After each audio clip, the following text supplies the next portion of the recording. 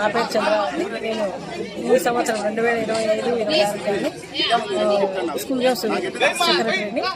ఈరోజు అనగా 8వ తేదీ శనివారం రోజున మనకు మున్సిపల్ స్టేడియంలో డిఎస్ఏ క్రీడా మైదానం నందు క్రికెట్ సెలక్షన్స్ జరుగుతున్నాయి. ఈ క్రికెట్ సెలక్షన్లో దాదాపు 100 మంది పైన క్రీడాకారులు పాల్గొంటున్నారు. ఇది డైరెక్ట్ డిస్ట్రిక్ట్ సెలక్షన్స్.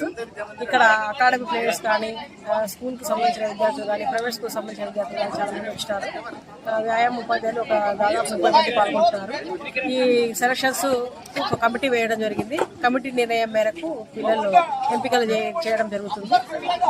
ఈ సెలక్షన్స్ బాగా పారదర్శకంగా జరగాలని, ఎవరికి ఎలాంటి ఒడిదుడుకులు లేకుండా సెలక్షన్ కమిటీ మంచి టీం తీసి రాష్ట్ర స్థాయి పోటీల్లో పాల్గొనేటట్టు చేస్తుందని ఈ సందర్భంగా తెలియజేసుకుంటున్నారు.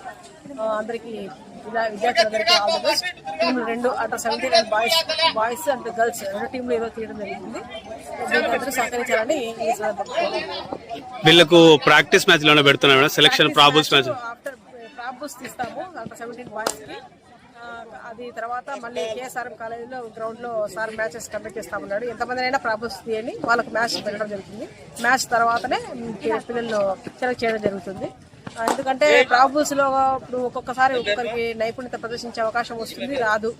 ఒకసారి వాడికి నేను నాకు ఇంకొక అవకాశం ఇచ్చింటే బాగుండేమో అలాంటి స్థితిలో ఉన్నప్పుడు మనకి మ్యాచ్ పెడితే వాడు ఎలాంటి ప్రదర్శన చేస్తాడనేది మాకు తెలుస్తుంది. కాబట్టి ఇక్కడ సెలక్షన్స్ జరిగిన తర్వాత ప్రాబుల్స్ తీసి తర్వాత మ్యాచ్ కండక్ట్ చేస్తారని మా కమిటీ వాళ్ళు తెలియజేసినారు. దాని ప్రకారమే పిల్లలు విద్యార్థులు సెలక్షన్ చేయడం జరిగింది.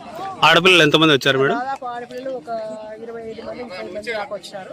వాళ్ళలో ఎవరు పర్ఫార్మెన్స్ బాగా చేస్తే వాళ్ళకి టీం చేయడం జరుగుతుంది. అమ్మాయిలు జరుగుతున్నాయి. వాళ్ళకే మ్యాచెస్ ఏం కండక్ట్ చేయడం లేదు. ఎందుకంటే ఉండే తక్కువ మంది 2 టీంలు అన్నా ఉంటే మేము ఖచ్చితంగా సెలక్షన్ చేసిండే వాళ్ళము.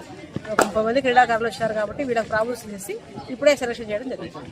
అమ్మాయిలు నిన్న శ్రీచరణి గారు జిల్లా క్రీడాకారిణి చూశారు కదా, ఇదే గ్రౌండ్ లో ఆడిన అమ్మాయికి 1లో జాబ్ ఇచ్చినారు. తర్వాత అమౌంట్ పే చేసింది గవర్నమెంట్, ఫ్లాట్ కూడా ఇచ్చింది.